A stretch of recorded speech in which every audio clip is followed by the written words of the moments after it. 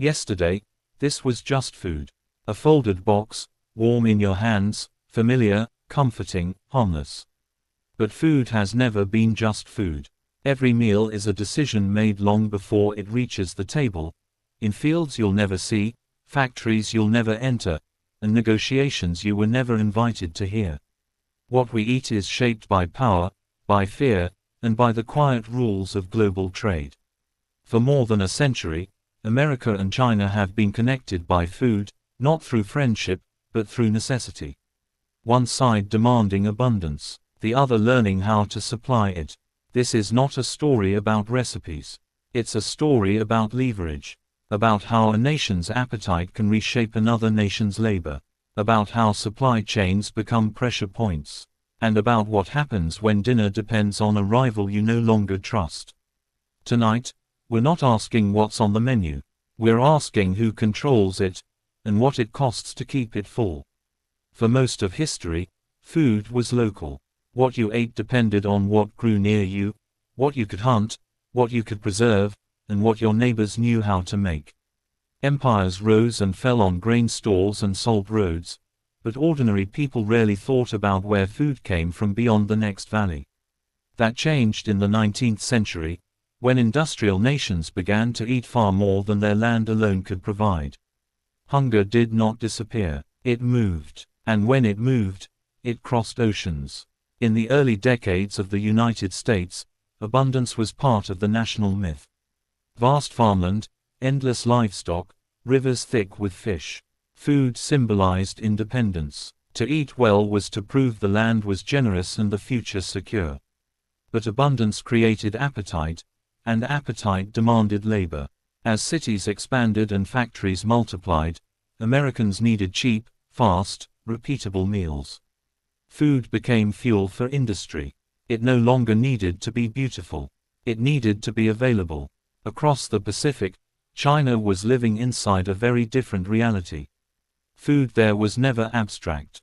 It was survival. Centuries of population pressure had produced an agricultural culture built on efficiency, waste reduction, and adaptability.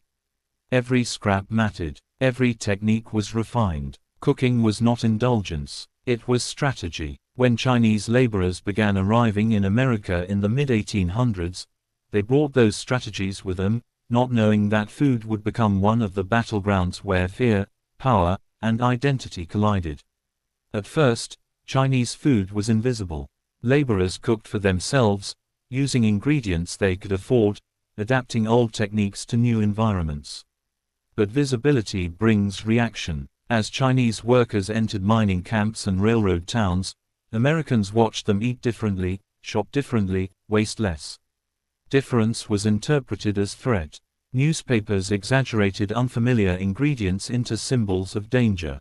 Rats, insects, and mystery meats appeared in cartoons. Food became proof of otherness. This was never about taste. It was about control. When economic anxiety rose, food became evidence. Chinese meals were framed as unsanitary not because they were, but because they represented labor that worked longer, cost less, and survived on less. To fear the food was to justify exclusion. The Chinese Exclusion Act did not mention cuisine, but public opinion had already been seasoned by decades of culinary suspicion. Food made racism digestible, yet something unexpected happened. Americans were curious. They wanted cheap meals. They wanted novelty without commitment. Chinese cooks adapted again. Dishes were softened, sweetened, simplified. Chop suey appeared, a dish with no fixed origin and infinite flexibility. It reassured Americans by feeling foreign but not challenging. It was Chinese enough to be exotic and American enough to be safe. This was the first compromise. And it would not be the last. As the 20th century opened, America's relationship with food accelerated. Refrigeration, canning, rail transport, and advertising transformed eating into an industrial process. The goal was consistency. Meals needed to taste the same everywhere.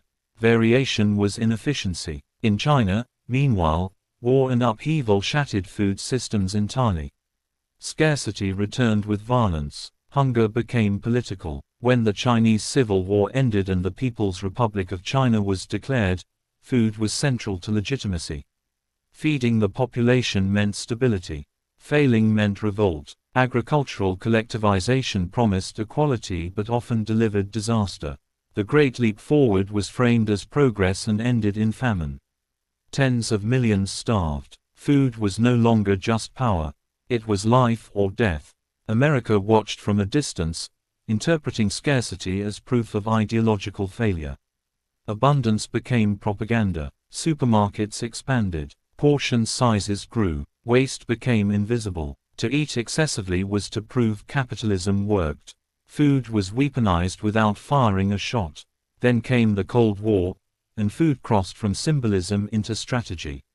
Grain shipments became diplomatic tools. Trade embargoes targeted calories, not just machines. China, isolated and rebuilding, learned a lesson it would never forget: dependence is vulnerability. Self-sufficiency became doctrine, yet population growth made complete independence impossible. China would need trade, but on its own terms.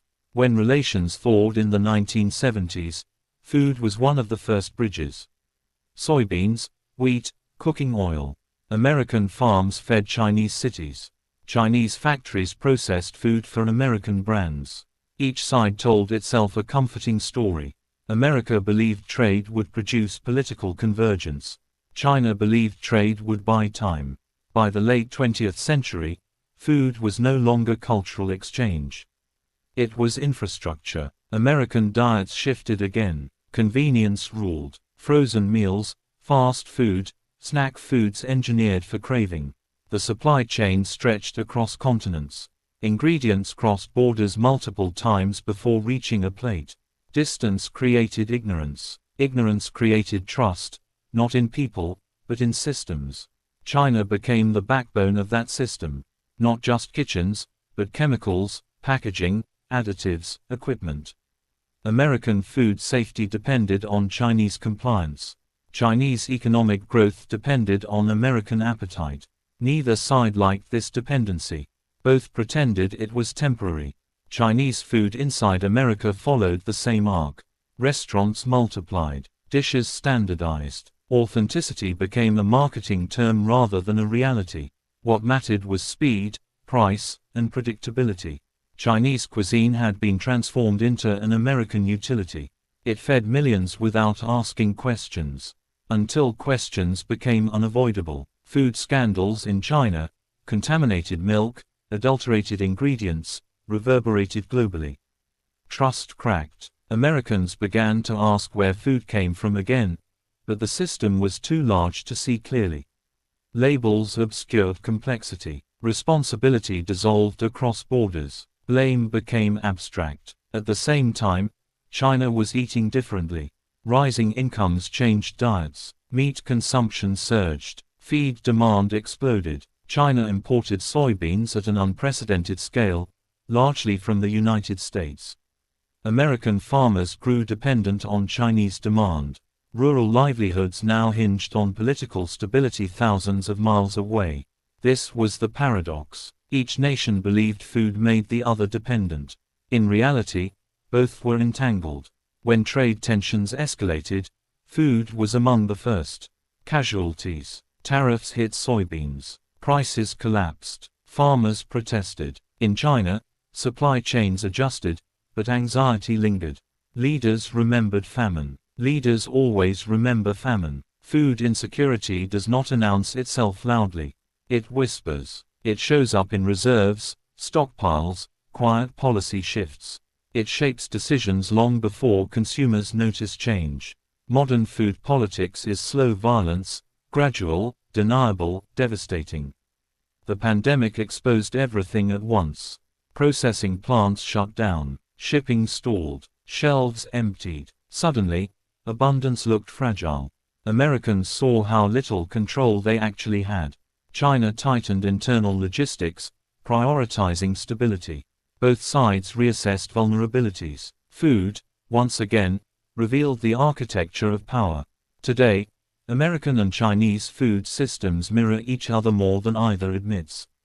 Both chase efficiency. Both externalize environmental costs. Both rely on invisible labor. Both frame resilience as strength while quietly fearing disruption. Chinese food in America still carries echoes of 19th-century suspicion, but now the fear is abstract. It's not rats or insects.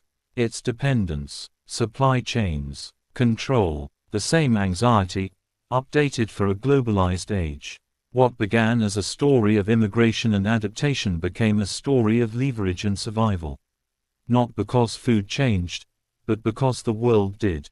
Every meal you eat is the endpoint of negotiations, histories, compromises, and fears that stretch back generations.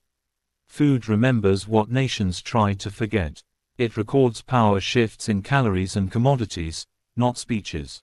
America and China do not compete only with ships and chips and sanctions.